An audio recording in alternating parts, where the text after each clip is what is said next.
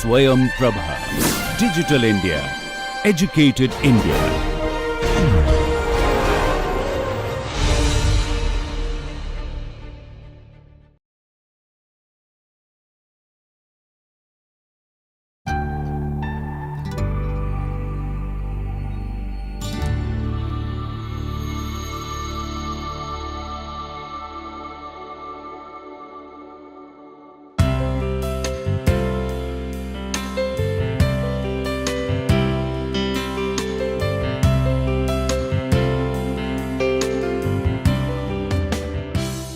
Hello everyone, welcome to the lecture series on disaster recovery and Build Back Better.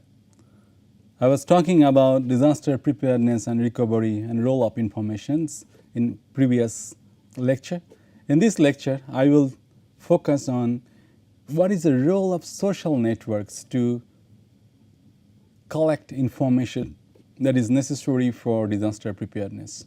So what is the role of social networks to collect, to obtain critical information for making disaster preparedness decisions? That would be our focus. For that, I would depend little on the previous lecture in order to get the case study idea. I hope you remember the Bangladesh one. So in Bangladesh, we said that this is a beautiful country. They're battling with drinking water risk. The reason is that they cannot drink arsenic water, groundwater, because it is arsenic contaminated. On the other hand, they have a problem of water salinity.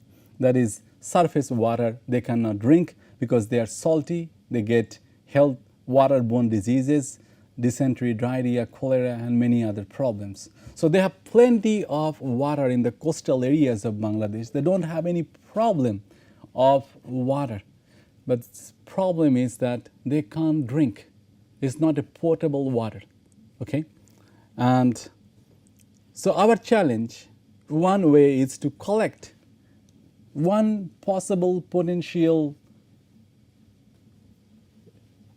idea, technology, innovation is that we can collect rainwater. We can collect rainwater at the domestic level, at the household level, and that from the rooftop, and preserve it in a tank. And that tank of 5,000 liter can easily provide a family of 5 members drinking water for 6 months dry season. Okay? So small innovative idea, but that we need to promote in Bangladesh. That is our challenge as a planner, as a disaster manager, as an authority. So what we should do? We need to promote this one, not only 3, but huge number, enormous number, okay? Gigantic, one after another. So millions of people, thousands and thousands of people should install these rainwater tank. That is our challenge that we already discussed about. So putting a lot of small power together adds up the big power. That is our motivation.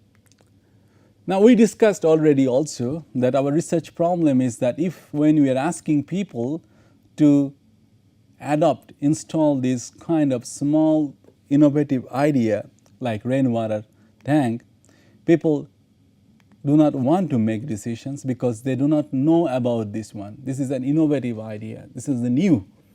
So people want to get informations about this one. They need 3 kind of informations. One, to develop their own knowledge, hardware and software knowledge from hearing and observation.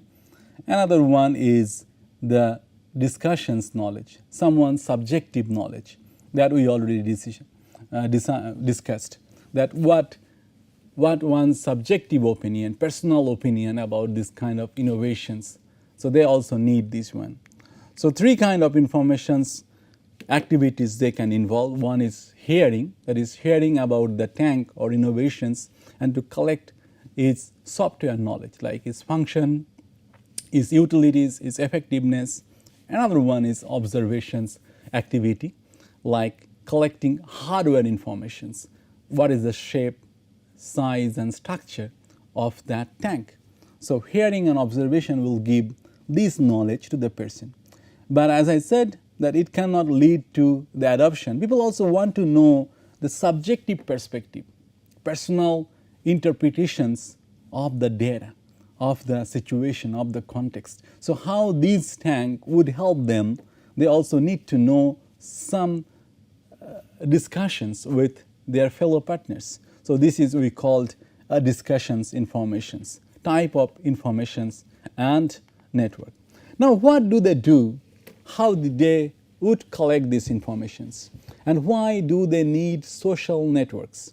Now imagine then I ask you to buy a ball pen. Okay? I ask you to buy a ball pen. But you don't know about this ball pen. What do? How do you make a decision about this ball pen? It's difficult. It's very difficult to make a decision about this ball pen because I really don't know. So maybe in time 2, I ask one of my friend, that, hey, do you know about this ball pen? Any idea? Have you ever used this ball pen? Because this is a new, came from America or somewhere else. This is not available in my place. He said, hey, I have no idea, man. I don't know. Then in time 3, he expanded his network. Okay. He asked somebody, he said, use new ball pen. It's really good. Then someone is saying that, okay, it's damn good. Use it, buddy. Other one is saying, my cousin in US said good. So please. Another one is old is gold. I don't like to try the new. So it is not discouraging. Okay. So in time 4, maybe he has more and more and more networks, more and more informations, asking more and more people. So he then collecting more informations, either good or bad about this. So in this case, most of the people give a better review, a positive review. Okay, that very smooth, close your eyes and use it. So some say damn good, some says it's damn good, and it's cheap and useful. So many people actually encouraging. So with these informations, what the color, how they look like, how it works, he's getting information through his network that really help him to adopt and buy this one. So he reduces his degree of uncertainty through using it, through collecting informations, and now he is using it. So he really reduced the uncertainty whether this will work or not. So social networks can help this way. As a result, when we promote this kind of innovative ideas, technologies to reduce disasters, we call this preventive technologies, risk preventive measures, countermeasures. People share information with each other, either through hearing, either through watching, either through discussions, either through phone calls, either through mass media, giving dialogue or speech. So innovation, the diffusion of innovation, dissemination of technologies is therefore is called information seeking and information processing development or activity. Information processing and information seeking development or activity. Okay. So, but the question is, I need 3 kind of activities to be involved to collect information. One is hearing, observation, and discussions. Now, who will be my source of information? Where should I go for collecting informations? My neighbor, my co-workers, my relatives, my friends, those I don't know? my competitors, whom should I go? If I want to buy this ball pen, simple ball pen, whom should I rely? My friends? Here is a look. Generally, like Valenti, he's saying that it is the direct and the personal relationships, like friends. I have face-to-face interaction with them. My relationship is direct, personally connected. Or maybe like neighbors, they are also my personal connector. People depends on them for collecting informations, according to his finding. Granovetter is saying no, actually direct networks, they don't really work much. It's actually give you redundant informations, same informations again and again, because you are not expanding your networks.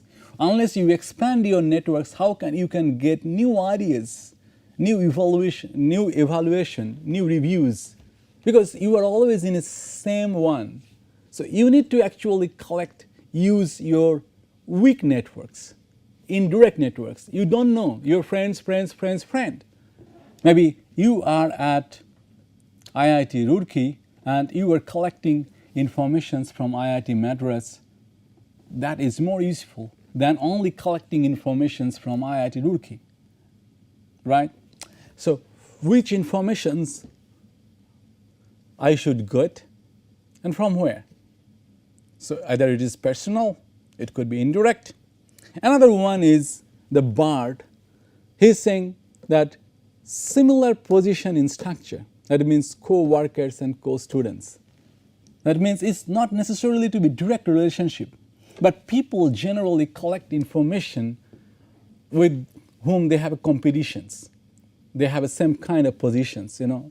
They tally, they check, cross-check. This is okay. Oh, he didn't have this iPhone. I should have this iPhone. He didn't have this disaster preventive technology. I should have to raise my status. Or a kind of competition. So I watch him. Or the spatial dimensions, like neighborhood. This is also important. If someone is close to me spatially, it can help. Here we considered three kind of group or the source of informations for people. One is the cohesive groups that depends on the degree and frequency of the tie or interactions. Okay, so how do you decide the cohesive groups? It's just a matter of that how frequently the individuals within a group is connecting. Let us imagine that this is a community, okay, this is a society. This is entirely one community. People living here and they have different networks. Now, if we look into here, we can see that A, B, C, D, they have direct and reciprocal interconnections between each other. The arrows are ties, okay. And then, so this is a group 1 because they are most densely. So C belongs to ABD because he has more network here, although he has some indirect or one-way direction connections with I, but he doesn't belong to there. Like the same way, we can have group 2 and group 3 because they within their own circle is more connected than other. So what is the role of cohesive networks with whom I have direct connections? Every day I am meeting, talking face to face, personal relationship, like my friends. Some are saying that it provides you the opportunity and social obligation. It is a kind of, it also helps you to collect that if I know something from outside or from televisions or mass media, I immediately pass the informations to my direct network partners, like my friends, my neighbors, my co-workers with whom I am very intimate. It's a cohesive. So it actually helps to provide faster information sharing. Not only that, it's not only working as a learning, social learning through passing the information very fast, but also it provides a kind of obligations, pressure, social pressure. If 5 of my friends are using the rainwater harvesting tank or an earthquake resistant building, it becomes my moral duty or social pressure. I feel that I should have also the same, otherwise I cannot be member of their group. I feel isolated, not easy. So deviant behavior it could be considered. So I should follow that one. So social obligation is very important in case of social cohesive group case.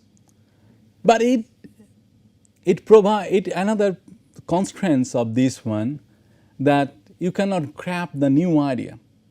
The information is actually in the same group. So you have the same kind of gossip, the same information is coming and going, because you have a very tight network and this network is closed. Unless you open this network, how come you get the informations? Of course, you can get through mass media or other sources, but human network is not expanding. So somebody is saying that it provides only unnecessary redundant informations, and it prohibits to bring new ideas, new thoughts, new knowledge. Okay. Number 2, structural equivalence or position and role. What is that? The two people, they do not interact with each other, or they may not know each other at all, but they belong to same position. Like in a hospital, 2 doctors, they may not need to know each other, or they may not know actually, but they have a same position, that they are a doctor in the same hospital. The hospital is very big. So they have same role and same positions. Then people can also indirectly observe each other and compare each other and collect informations from them, okay, indirectly. Or maybe you can imagine that students in a school or researchers in IIT Roorkee. So they don't know each other, but being in same institution in IIT Roorkee gives them same kind of socialization or training to groom up, to get some kind of informations. Okay, so like here you can imagine that this is a community or society network total Y. There are 5 actors. So we can see the role here. Like A and B, they don't have a direct relationship with each other, but they belong to one group. Why? Because A and B have same interrelationship with C and D. Like both A has a relationship with C and D. Similarly, B has relationship with C and D. They are not connected with any other actors in this network. It is also true for C and D. They don't have any direct contact with each other, but they belong to one group, like a doctor in a same hospital, students in the same school, researchers in IIT Roorkee or any other institute. Okay. Or this group 3E, he is an isolated person because no one has this kind of network. Okay. The role of structural equivalence, it promotes competition. 2 colleagues, they're competing with each other. or it kind of gives you some socialization process. You do not know your researchers in IIT Roorkee, doesn't matter, somebody in biology department, somebody in engineering department, somebody in planning department. But you have some kind of orientation, some kind of training. It doesn't matter if you don't know each other. Your teachers grooming you. Another dimension is the spatial dimension, spatial groups. You like or not like, you need to interact with your neighbors, and they influencing you. You are also influencing them. So you are interacting face to face, talking to them, watching them. So direct and indirect influence always there. So people started to live in one common place. Also, they have a similar kind of habit or attitude. So now we have three kind of groups. One is cohesive, one is structural equivalence, that is same competition, position and roles, and the question of spatially distribution. Now we have also need to collect three kind of informations or informations through three kind of activities. One is hearing, one is observations, one is discussions. The question is, as an individual, from where I should go to collect which kind of informations. For hearing, whom I should depend, to my cohesive partners or my neighborhoods. For observations, whom I should observe, whose activities I should observe. For discussions, more intimate, subjective interpretations about the innovations, whom should I depend on? So the question is, to whom we should depend for acquiring information. This is Bangladesh, as I said, is highly contaminated by arsenic, especially the coastal areas, and also water salinity issue. And we conducted the survey in a small area, city, suburban areas called Moralganj town and Moralganj villages. And this is the bazaar area of this small town. People are collecting water from water pond and also from tube wells sometimes, but the people for rainwater, one Japan-based NGO, they installed this kind of tank in many places. In the town, they installed 56 such tanks. In total, they installed more than 250 tanks. Okay.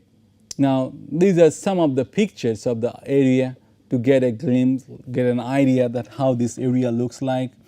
This is during high tide, and they use canal for transportations mainly. Many places you cannot, roads are disconnected, and during the rainy season.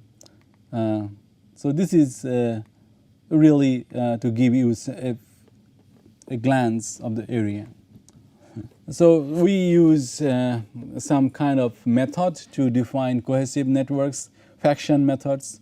Another one is structural equivalent group by using BART methods definition in UCNet, and also spatial group, neighborhood affiliations. Anyway, so this is not that important for these discussions, but we need to collect the information through survey about people's social networks. So we ask the people that, okay, kindly name us 3 persons, 3 tank owners in this area, in Moralganj area, with whom you often meet, talk and discuss in any issues in your daily life. This will give us the idea of the social networks that prevails within the tank owners. So this is a structural equivalent group, and for the hearing, from where they collected depends the first time about the rainwater harvesting tank. We said to the people, hey, please name us 3 persons from where you first time heard about rainwater harvesting tank for your drinking water purpose. So if you, then we generate this this. Here is an example of this one. If you look into here, the circles are these red circles are the NGO partners. So this is actually the community boundary, okay, community boundary. So people here, the red one, actually they are the central person. They receive a lot of, so people collected informations from them. They are actually the NGO people, those who are promoting this rainwater harvesting tank.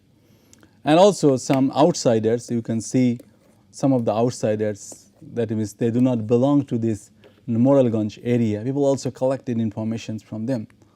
But also there are some key players inside the community, okay.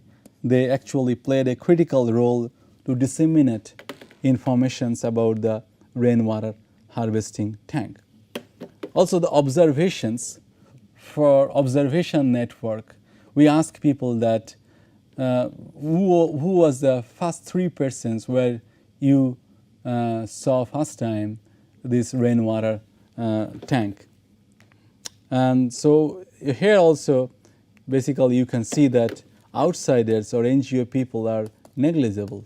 They didn't, so it is actually the inside the people, they are the key source of informations for the within the community boundaries. All belong to within the community boundaries. So outsiders have very little influence. Okay.